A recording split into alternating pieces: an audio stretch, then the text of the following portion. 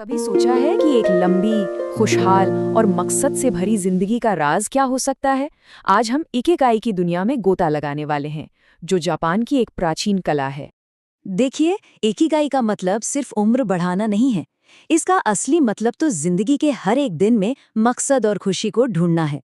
ये एक सवाल है जो शायद हम सबके मन में कभी ना कभी आता है कि जिंदगी का असली मकसद क्या है। वो कौन सी एक वजह है जो हमें हर सुबह बिस्तर से उठने की हिम्मत दे और रात में एक सुकून की नींद। तो इस पूरे सफर में हम इन 5 खास हिस्सों पर नजर डालेंगे, जो हमें इकिगाई को बेहतर तरीके से समझने में मदद करेंगे। तो चलिए शुरू करते हैं हमारे पहले हिस्से से। ये उस एक आम एहसास के बारे में है जो हम सब कभी ना कभी महसूस करते हैं। जिंदगी में एक मतलब, एक मकसद की तलाश। और ये एक बहुत ही आम एहसास है। कई बार ऐसा लगता है जैसे किसी ऐसी नौकरी में फंस गए हैं जिसमें कोई पैशन ही नहीं है, या फिर ऐसा लगता है कि जिंदगी में कुछ तो अधूरा है। अगर ऐसे सवाल मन में आते हैं ना, तो समझिए ये विश्लेषण बिल्कुल सही जगह पर है। तो सवाल ये है कि इस अधूरेपन का इसका हल क्या है। बस यहीं पर एंट्री होती है इकिगाई के कॉन्सेप्ट की। तो ये इकिगाई है क्या? देखिए, ये एक जापानी शब्द है जिसका बहुत सीधा सा मतलब है जीने की वजह।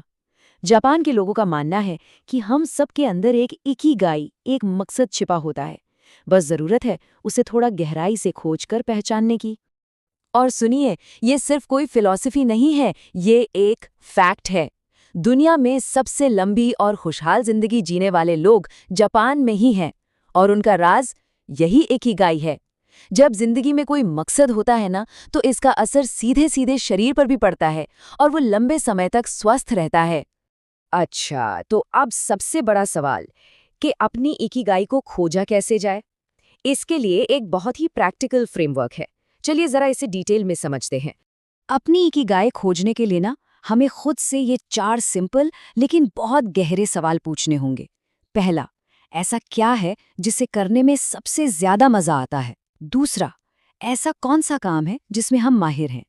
तीसरा, वो कौन सा काम है जिसके लिए हमें पैसे मिल सकते हैं? और आखिर में चौथा सवाल, दुनिया को हमसे क्या चाहिए? मतलब दुनिया को हमारी किस चीज की जरूरत है? अब आता है सबसे इंटरेस्टिंग पार्ट कि ये चारों सवाल आपस में जुड़ते कैसे हैं। देखिए, जो काम हमें पसंद है और जिसमें हम अच्छे भी हैं, वो बन जाता है हमारा पैशन। जिस काम में हम अच्छे हैं और उसके लिए पैसे भी मिलते हैं, वो कहलाता है हमारा प्रोफेशन।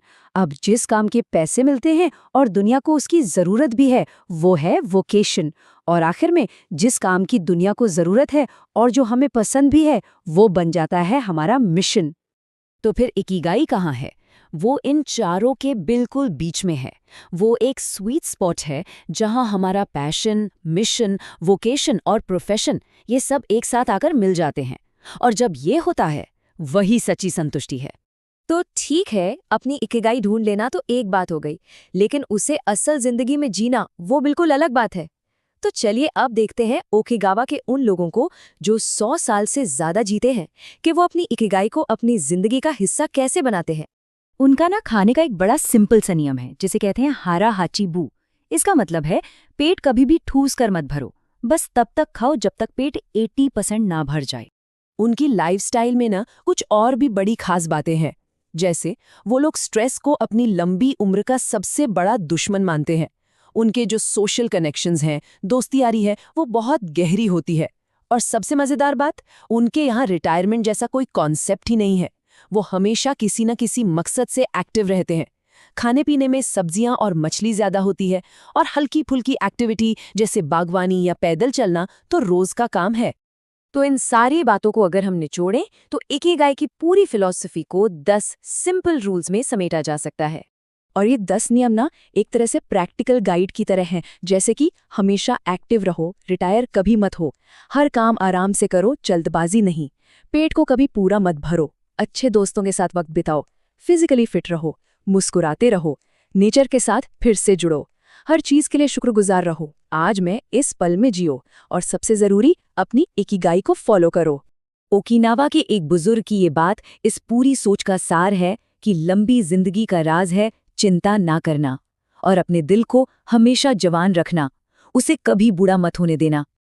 तो याद रखिए, इकिगाई कोई बाहर की चीज नहीं है, वो हम सब के अंदर ही मौजूद है, बस उसे खोजने की देर है।